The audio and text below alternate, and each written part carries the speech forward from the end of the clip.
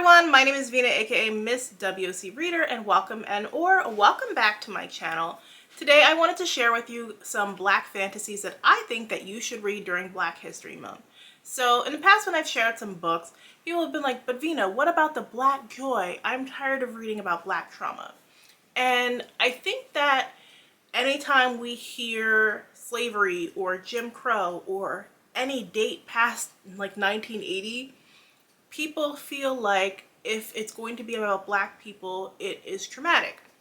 And there was plenty of trauma that happened during that time. There was a lot of difficulty that Black people have faced and Black people are still facing today in this country. Like, you go back and you read historical work and you realize a lot of the struggles have not really changed.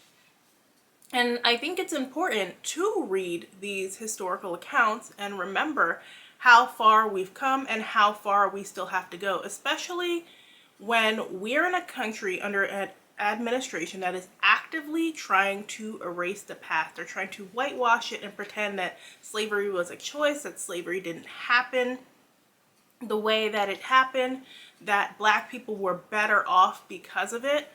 So it's important to remember things the way they actually were, but also humanize these people. It wasn't just suffering. Despite everything that our ancestors were going through, there were also moments of joy sprinkled throughout. They were able to create some beautiful things in all the chaos. So that is one of the reasons that I enjoy reading historical fantasy, especially because you get to combine the magic with the history and see our people fight back. So I came up with, I think, a pretty good selection of African American stories that you guys are really going to enjoy. This is Blood Slaves by Marcus Redmond. This is a vampire fantasy set during slavery. And it does have all the triggers, so if you are very sensitive to certain things, I recommend checking them out. Before you dive in, you have to be in the right mindset to read this. If you like audiobooks, audiobook is cinematic. My heart was racing listening to some parts, but at the same time, I was so enthralled. It was like a movie that just sucked you in. In the province of Carolina, 1710, freedom seems unattainable for Willie, for his beloved Gertie, and for their unborn child. They live, suffer, and toil under their brutal master, James Big Jim Barrow, whose grand plantation was built by the blood, sweat, and tears of the enslaved. To flee this hell on earth is to be hunted and killed. Until one strange night, Willie is offered a dark hope by Rafazi, an enigmatic slave with an irresistible and blood-chilling path to liberation. Hailing from the kingdom of Ghana, Rafazi is the lone survivor of the Ramanga, an African vampire tribe rendered nearly extinct by plague. Rafazi has roamed the world for centuries with an undying desire to replenish the power that once defined his heritage. In Willie, Rafazi has found his first biddable subject to be turned and to help in a hungry revolt. And Willie desires nothing more than to free his people from malicious bondage, whatever it takes. One by one, as an army of blood slaves thirsting for revenge is gathered, the headstrong Gertie fears that no good can come from the vampiric legacy that courses through Rafazi's veins. Willie knows that only evil can fight evil, and when the woman he loves stands between the reemergence of the Ramanga and the justified slaughter of the oppressors, Willie must make an irreversible decision. Only one thing is certain: on the Barrow plantation and beyond, blood will spill. So this is a revenge story. We start off seeing the suffering, but then you slowly see multiple characters rise up and take back their power. Slightly lighter note, we have The Conductors by Nicole Glover. In this book, we've moved past slavery and we are more in the Reconstruction era. We have Hetty and Benji, who have this magical sigil powers, and they are running an underground railroad helping people from the South escape to Philadelphia. Hetty Rhodes and her husband Benji were conductors on the Underground Railroad, ferrying dozens of slaves to freedom with daring, cunning, and magic that draws its power from the constellations. With the war over, those skills find new purpose as Hetty and Benji solve mysteries and murders that white authorities would otherwise ignore. In the heart of Philadelphia's 7th Ward, everyone knows that when there's a strange death or magical curses are causing trouble, Hetty and Benji are the only ones who can solve the case. But when an old friend is murdered, their investigation stirs up a wasp nest of intrigue, lies, and long-buried secrets, and a mystery unlike anything they've handled before. With a clever, cold-blooded killer on the prowl, Hetty and Benji, testing their magic and placing their lives at risk, will discover how little they really know about their neighbors and themselves.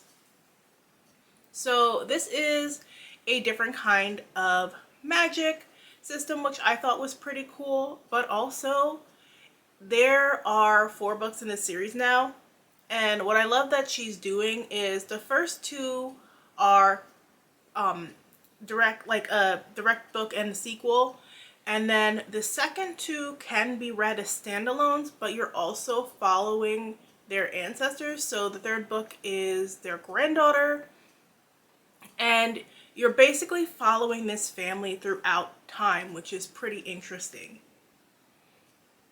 In The Monsters We Defy by Leslie Penelope, we are in 1920s Washington, D.C. Clara Johnson can talk to spirits, a gift that saved her during her darkest moments, now a curse that left her in debt to the cunning spirit world. So when a powerful spirit offers her an opportunity to gain her freedom, Clara seizes the chance, no questions asked. The task: steal a magical ring from the wealthiest woman in the district. Clara can't accomplish this daring heist alone. To pull off the impossible, she'll need the help of an unlikely team. From a handsome jazz musician able to hypnotize with a melody, to an aging actor who can change his face. But as they race along DC's legendary Black Broadway, conflict in the spirit world begins to leak into the human one. An insidious mystery is unfolding, one that could cost Clara her life and change the fate of an entire city.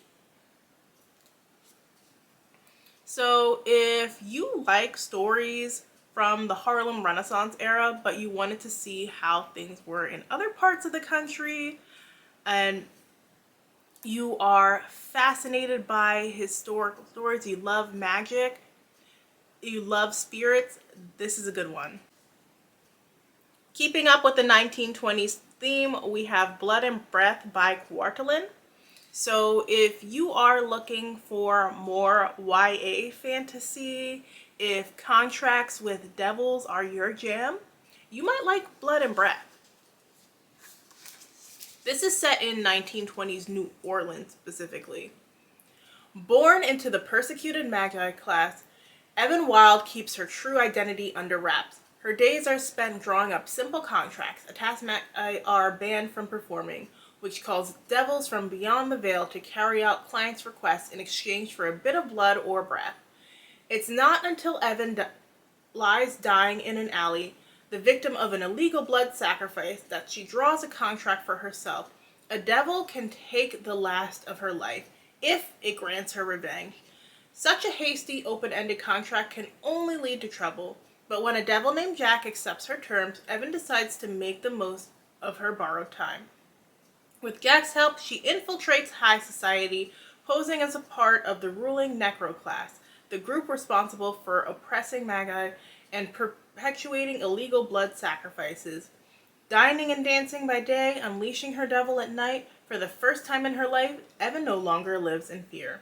She even finds friends and love within the circles of her supposed enemy. It turns out that for all their corruption, Necros are the only ones keeping the devils at bay. If Evan and Jack topple their society in revenge, the veil between worlds could vanish, leaving devils to wreak havoc. Evan's vendetta against Necros could destroy the entire world, including her newfound friends and love. But even if she changes her mind, Evan is not the only one out for blood. Jack didn't endanger himself for nothing. In fact, Evan's contract could be the key to enacting his own twisted revenge. So I would say this one is pretty short and fast-paced. So if you are looking for something shorter to add to your TBR, you can check this one out. Now we're diving into the 1930s with Brooms. This is by Jasmine Walls and Teo Dual, as well as Bex Glending and Ariana Maher. And this is actually a graphic novel with some really good illustrations. It's 1930s Mississippi. Magic is permitted only in certain circumstances, and by certain people, unsanctioned broom racing is banned. But for those who need the money or the thrills, it's there to be found. Meet Billy May, captain of the Night Storms racing team, and Loretta, her best friend and second in command. They're determined to make enough money to move out west to a state that allows black folks to legally use magic and take part in national races. Chang Kwan, doing her best to handle the delicate and dangerous double act of being the perfect son to her parents and being her true self while racing. Maddie and Emma, Choctaw and Black, the youngest of the group, and trying to dodge government officials who want to send them and their newly surfaced powers away to a residential school or magical academy. And Luella, in love with Billy May. Her powers were sealed away years ago after she fought back against the government. She'll do anything to prevent the same fate for her cousins. Brooms is a queer, witchy, fast and furious that shines light on history not often told. It's everything you'd ever want to read in a graphic novel. So it is set in 1930s Mississippi, around the same area that Sinners was set in. So I know there are people who are looking for more books in that same vein who want to read more about that history. And I think this is a fun way to see a little bit of life in that community back then in a very quick and easy read. Next we have Daughters of Jubilation, which is set in the 1960s South. This is a beautiful story. It's one of my all-time favorites, and while yes, there are some parts that are very difficult and this book will probably make you cry by the end, it is so good. When you think about it, there's so much of life that was similar to life now because it's really not that far removed. And it has this beautiful magic system, which isn't like a hard magic, but they do some really beautiful things. I love the familial bond in this one, and the way that joy is interwoven despite all the heavy things happening. In the Jim Crow South, white supremacy reigns and tensions are high, but Evelyn DeCamps has other things to worry about. She has two little sisters to look after, an overworked single mother, and a longtime crush who is finally making a move. On top of all that, Evie's magic abilities are growing stronger by the day. Her family calls it Jubilation, a gift passed down from generations of black women since the time of slavery. And as her own magic continues to unlock, something dark comes loose and threatens to resurface. When the demons of Evie's past finally shake free, she must embrace her mighty lineage and summon the power that lies within her. So check out Daughters of Jubilation by Carolee Corthron. Okay, so we are fast forwarding to the 2020s here, and this is The Poisons We Drink by Bethany Baptiste. Love potions are a dangerous business. Brewing has painful, debilitating side effects, and getting caught means death or a prison sentence. But what Venus is most afraid of is the dark, sentient magic within her. When an enemy's iron bullet kills her mother, Venus's life implodes. Keeping her reckless little sister Janice safe is now her responsibility. When the powerful Grand Witcher, the ruthless head of her coven, offers Venus the chance to punish her mother's killer, she has to pay a steep price for revenge. The cost? Brew poisonous potions to enslave DC's most influential politicians in order to pass legislation that will protect Witchers for years to come. As Venus crawls deeper into the corrupt underbelly of her city, the line between magic and power blurs, and it's hard to tell who to trust, herself included. The Poisons We Drink is a potent debut at a world where love potions are weaponized against hate and prejudice, sisterhood is unbreakable, and self-love is life and death. So if you are watching the world implode right now and you want to read a fantasy where people take back their power and fight against these terrible politicians, check out The Poisons We Drink. Lastly, I have Blood at the Root by Ladarian Williams, which is an HBCU set fantasy. It is specifically a magical HBCU.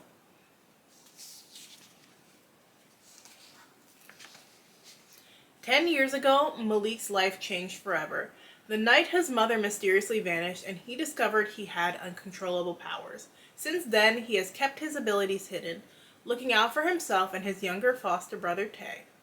Now, at 17, Malik is finally ready to start a new life for both of them, far from the trauma of his past. However, a daring act to rescue Tay reveals an unexpected connection with his long-lost grandmother, a legendary conjurer with ties to a hidden magical university that Malik's mother attended. At Cayman University, Malik's eyes are open to a future he never could have envisioned for himself, one that includes the reappearance of his first love, Alexis. His search for answers about his heritage, his powers, and what really happened to his mother exposes the cracks in their magical community as it faces a reawakened evil dating back to the Haitian Revolution. Together with Alexis, Malik discovers a lot beneath the surface at Cayman, feuding covens and magical politics, forbidden knowledge, and buried mysteries. In a wholly unique saga of family, history, and community, Malik must embrace his legacy to save what's left of his old family as well as his new one, exploring the roots and secrets that connect us in an unforgettable contemporary setting. This heart-pounding fantasy series opener is a rich tapestry of atmosphere, intrigue, and emotion." So this was such an interesting read because you get all of that fun of college, but it's like, but what if we had magical powers to really shake things up? And I love that this was a fantasy set at a school that actually utilizes the school in a meaningful way. And there's just always something going on to keep your attention. Those are some fantasies that I think you should consider picking up next month. Let me know if you've read any of them in the comment section below. If you like this video, make sure and hit that like button. Thanks so much for watching. I will see you guys in the next one. Bye!